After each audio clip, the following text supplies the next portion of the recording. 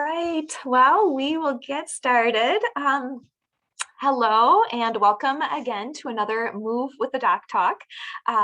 Just to introduce myself, I'm Dr. Rupa Shah. I'm a board certified family physician and a health and wellness coach with over 20 years of patient care experience. So as we've done previously, I'll just chat with you today about some diabetes talk, and just feel free to move, stretch, get down on the floor and do some good stretching, to kind of loosen up those muscles. Or it's a beautiful day outside, and people, if you're walking outside, yeah, just get outside and move your body as we talk today. So we're going to talk about something today that most of you have heard about, or even know somebody, or maybe you yourself have a diagnosis of, and that is diabetes. Specifically, I'm going to focus mostly on type 2 diabetes today. I'm going to mention type 1 diabetes, but the focus is on sort of that adult onset type 2 diabetes. This is a diagnosis that I, of course, see in the office quite frequently. And in a lot of cases, it can be preventable. And so that's kind of what we're going to talk about later in the talk today. So let's just, start out. What is diabetes? So at its core, what I want you guys to know is that at its core, type 2 diabetes is all about insulin resistance. So that's kind of the buzzword, the key phrase I want you to take away: insulin resistance. So what does that mean? The body does not respond properly to insulin, and your blood sugar will rise. Okay. So this high blood sugar then over time is just not great for our body and all of the different organ systems. So specifically, it'll start affecting the heart, your kidneys, your eyes, the nerves in your extremities, your feet, wound healing, all those types of things from that really, really high blood sugar over the years will start having a really poor impact on your health. So how does it begin? And remember, the key phrase was insulin resistance. So what does this mean? So insulin is a hormone, okay? And it's made by your pancreas. And that's where it acts like a key to sort of let that blood sugar into your cells and allow your cells to use that blood sugar for energy. But in type 2 diabetes, your cells don't respond normally to the circulating insulin that you have, that your pancreas is making. So what does your body try to do? It'll try and make more. Your pancreas will say, oh, I just need to keep making more and more and more insulin because I see this blood sugar rising. And eventually, I sort of refer to this as your pancreas just like burning out. And it can't keep up. It can't keep up with the demand. The blood sugar starts to rise, and then this sets the stage for prediabetes and then eventually type 2 diabetes. So let's just pause for a moment and just think about that. So it's a state of insulin resistance. It's a state where people actually have a lot of circulating insulin. Insulin is not the problem here with type 2 diabetes. It's just it can't keep up with the demands of your body. For instance, the foods that you're eating, or if you have a larger body weight, you're requiring more insulin from your pancreas. I just want to briefly contrast this with type 1 diabetes. So type 1 diabetes, or often referred to as juvenile onset or seen more often in children, is truly an autoimmune disorder. So it's very different. The body has actually decided to start making antibodies against the insulin. So it's not, it's not an issue where there's all this insulin. It's that the body is producing antibodies and the insulin is just not there and effective to be able to be used. And so therefore, those patients need to inject insulin because their body can't make it. So again, this is not the case in type 2 diabetes where there is lots of circulating insulin. It's just, again, your body isn't using it effectively. So now that you know that it's all about insulin resistance and your pancreas not being able to keep up with the demands, let's talk about what some of the signs and symptoms could be. And it's really important to realize that because it starts so slowly and can take many years to develop type 2 diabetes, a lot of people won't have any symptoms at all, okay? And that's why it's really important when you go to see your physician or your provider for your physicals that one of the tests you get done is a fasting blood sugar, because sometimes that can be your first clue that you're developing that insulin resistance, okay? So a few of the symptoms you might notice, and you've maybe heard some of these before, but going to the bathroom a lot, increased urination, feeling thirsty, maybe you're noticing weight loss and you're not even trying. That's not okay. That could be a symptom of type 2 diabetes. Dry mouth, blurry vision, fatigue, just feeling really kind of tired. And I know that's really a common symptom, but if you are having that, it's worth getting your blood sugar checked. If you're starting to notice any numbness or tingling in your feet or any funny sensations, another good reason to get checked out. Or in general, for especially for women, if you're noticing more urinary tract infections or yeast infections than you've had in the past, just get that blood sugar checked with your doctor, just to be sure that that's not, an early sign of diabetes. Again, I've talked about it before, but it's a really simple blood test. It's what we call a fasting blood sugar. Fasting means you should not have had anything to eat or drink for at least 10 to 12 hours. That makes it a really good, accurate fasting blood sugar.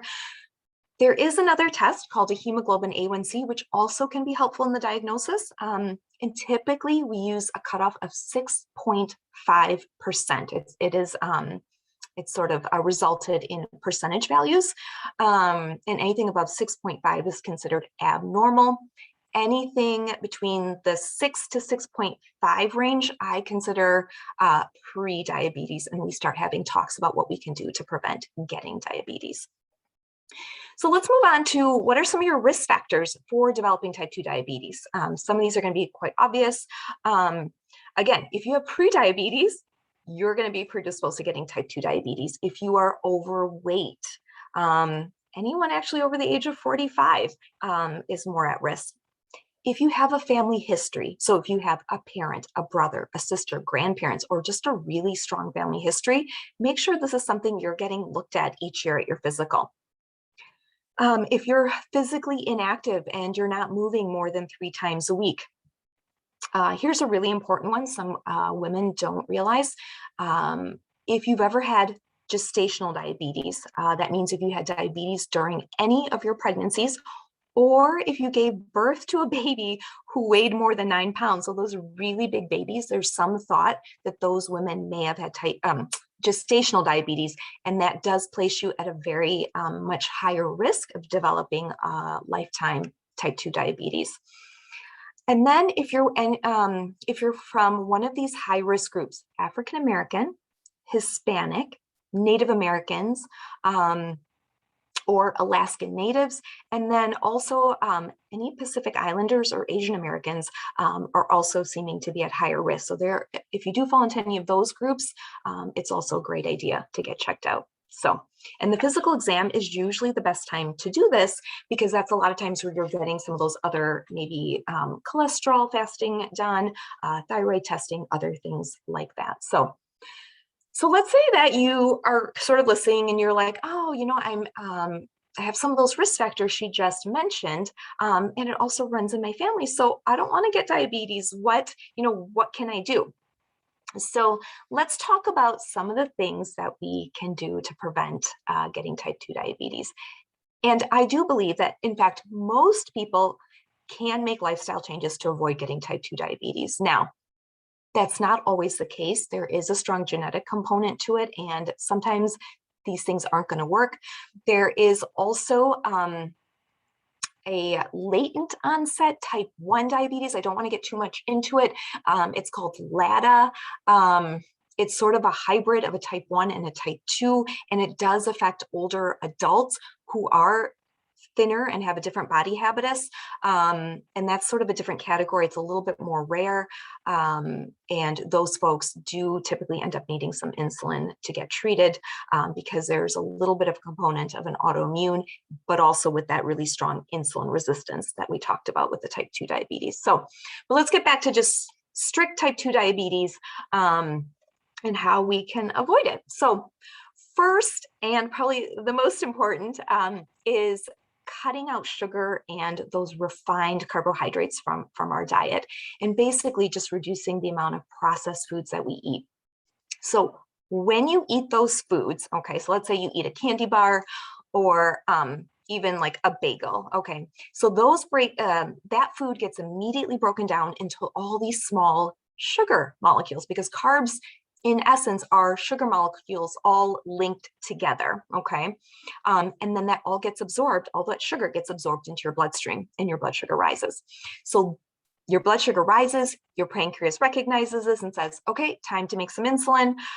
That's that, again, that hormone that helps get that sugar out of the bloodstream, and then moves it into your cells again, okay?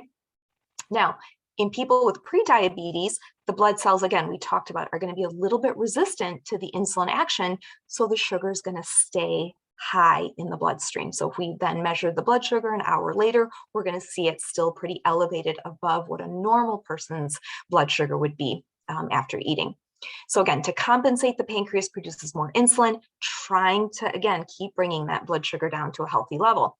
And then over time, as we said, it's going to lead to higher blood sugars, higher insulin levels, until we finally develop type 2 diabetes, because the pancreas is like, you know what, I can't keep up. I can't keep doing this because this person continues to eat these foods that are really stressing, you know, this organ. So lots of studies have shown the link between frequent consumption of sugar, refined carbs, and the risk for type 2 diabetes. So if you can replace them with foods that have a less of an effect on your blood sugar, you're going to help reduce that risk. So what are you going to replace it with? So healthier options, and usually this is going to be foods that are higher in fiber. And we've talked about this, I think, a little bit in the gut microbiome talk, and just talking about how important fiber is in our diet, especially in American typical diet. So we know, again, how important fiber is for weight management, for our gut health, but in studies in elderly folks, obese individuals, and pre-diabetic individuals, fiber has been shown to keep the blood sugars and the insulin levels lower, and thereby reducing the risk of developing type 2 diabetes. So again, fiber, we have insoluble fiber and soluble fiber. Soluble fiber, you absorb that water. Insoluble fiber, you don't. So in the digestive tract, the soluble fiber and water form kind of this gelatinous material, and it slows down the rate at which food is absorbed. So this leads to that really gradual rise in the blood sugar instead of that huge spike that you get. Like if you were to eat a bagel, it's going to be a huge spike. But if you ate yogurt or something different, you're going to get a gradual rise in your blood sugar, and that's what we want.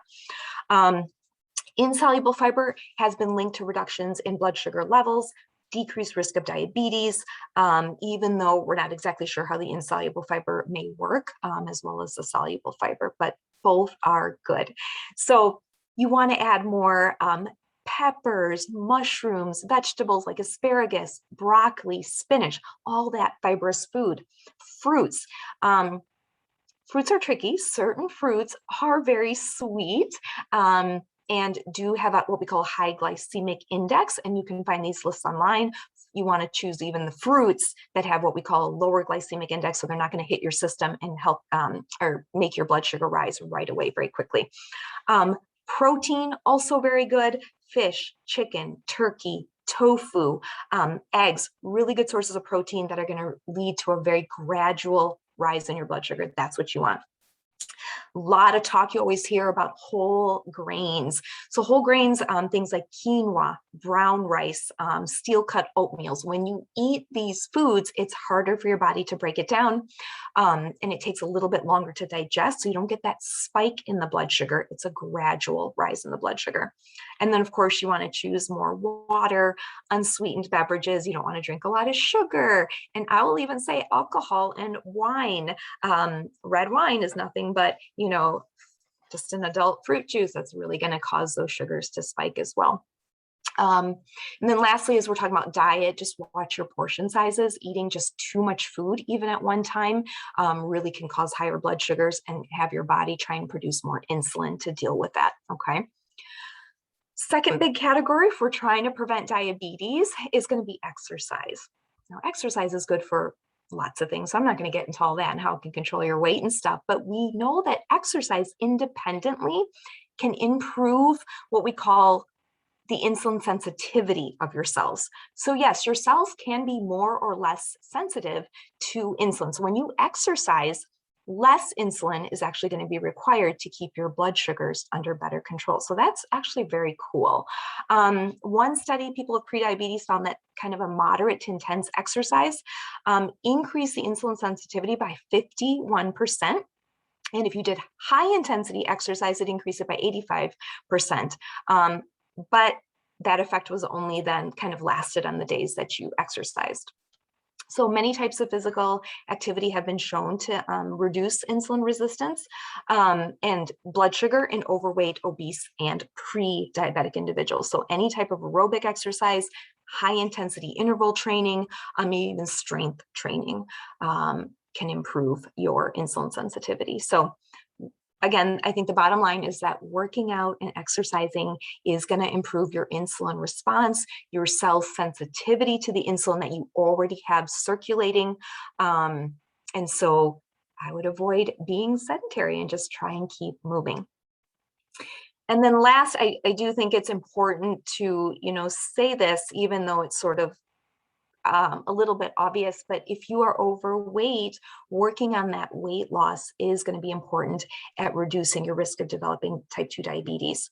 Again, I do want to stress, not everyone that's overweight is going to develop type 2 diabetes.